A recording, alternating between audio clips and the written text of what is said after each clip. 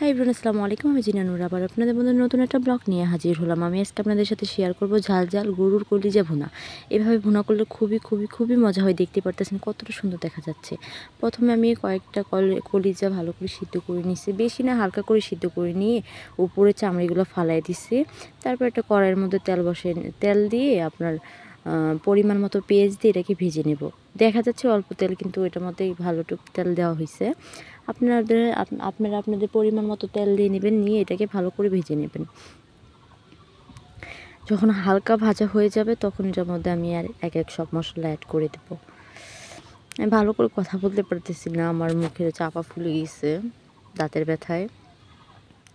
তাও ভিডিও না দিলে তো আর হবে না। এটাকে হালকা করে ভেজে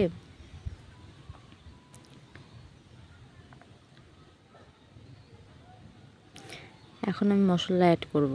প্রথমে আমি হলুদ গুঁড়া দিচ্ছি পরিমাণ মতো,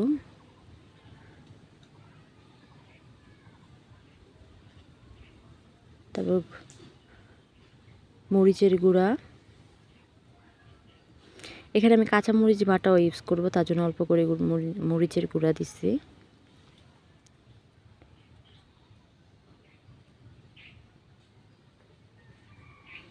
জিরার গুঁড়া,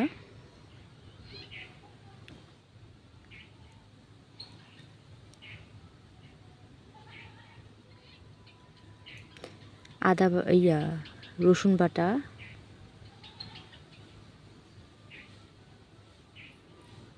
আদা বাটা,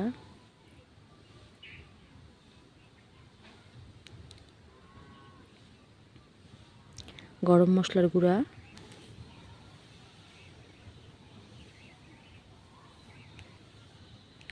তারপরে ধনিয়ার গুঁড়া দিয়ে এটাকে ভালো করে নাড়াচাড়া করে দেব।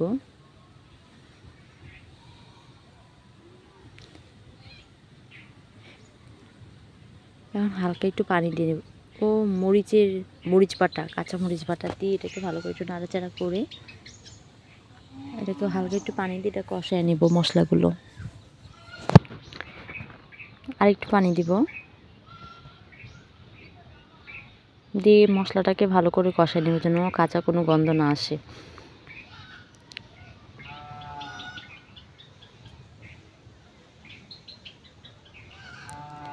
আর এইভাবে রান্না করলে খুবই মজা লাগে খেতে।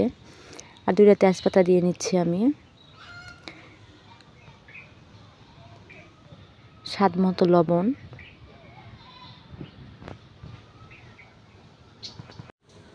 তা আমার কাছে মনে হয়েছে মরিচের গুঁড়া আর একটু দেই, তা হালকা একটু মরিচের গুঁড়া দেবো আর একটু।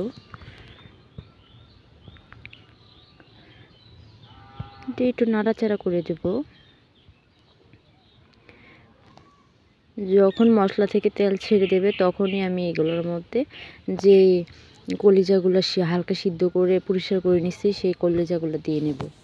মানে কলিজাটা হালকা একটু সিদ্ধ করিয়ে উপরের পর্দাগুলো ফালাই দিছিলাম।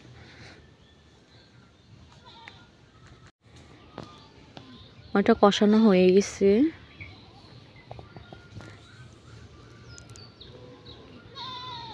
আমি কিন্তু প্রথম দিক দিয়ে ঢাকনা দিয়ে ঢেকে দিয়েছিলাম কিছুক্ষণ সময়ের জন্য। এই দেখেন তেল ছেড়ে দিচ্ছে। এখন আমি যে কলিজাগুলো পরিষ্কার করে রাখছিলাম সেই কলিজাগুলো দিয়ে নেব,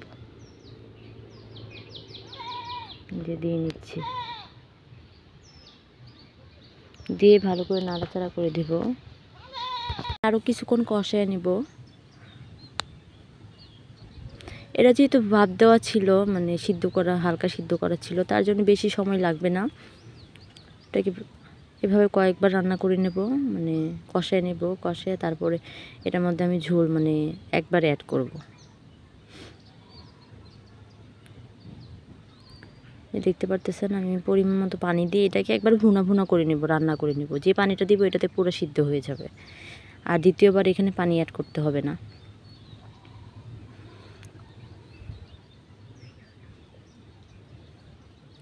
এখন এটা ঢাকনা দিয়ে ঢেকে দেব। এই যে দেখতে পারতেছেন আমি ঝোল কমায় রান্না করে নিয়েছি। কতটা সুন্দর দেখা যাচ্ছে, কতটা লোভনীয়।